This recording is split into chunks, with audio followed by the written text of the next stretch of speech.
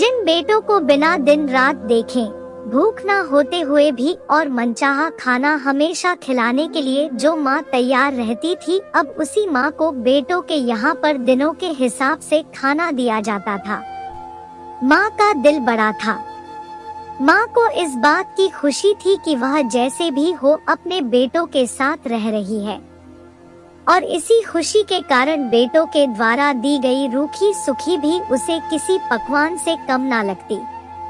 लेकिन दुर्भाग्य की बात तब हो जाती जब किसी महीने में 31 दिन आ जाते और उस एक दिन माँ को भूखा ही रहना पड़ता।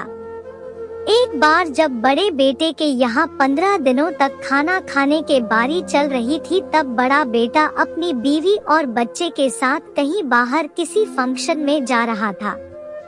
बड़े बहू ने माँ से कहा, माँ जी आज खाना नहीं बनाया है, हम बाहर जा रहे हैं, वहीं खाएंगे, आप अपने लिए कुछ पका लेना और खा लेना।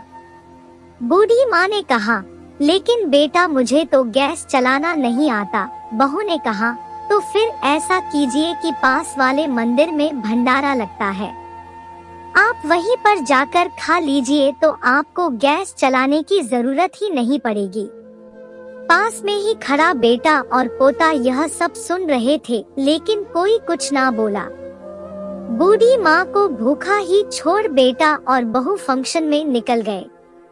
माँ को थोड़ा दुख तो हुआ, लेकिन फिर अपने आप को यह सोचकर मना लिया, ठीक ही तो है, कभी कभी बहू को भी घर के काम से आराम मिलना चाहिए और भगवान का भंडारा खाने का सौभाग्य किस्मत वालों को ही तो मिलता है।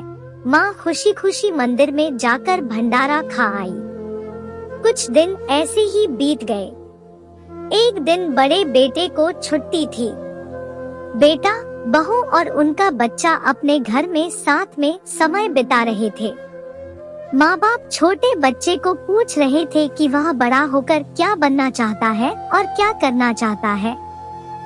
छोटे बच्चे ने बड़े ही सरल भाव से माँ बाप को उत्तर देते हुए कहा, वह बड़े होकर वकील बनना चाहता है। उसकी इच्छा इस घर से भी बड़ा एक घर लेने की है, लेकिन वह घर मंदिर के पास होना चाहिए।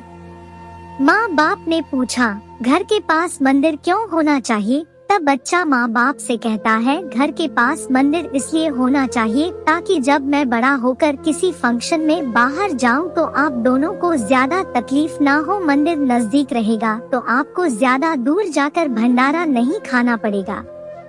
मासूम बच्चे का ऐसा जवाब सुनकर दोनों ही के पैरों तले से जमीन खिसक गई।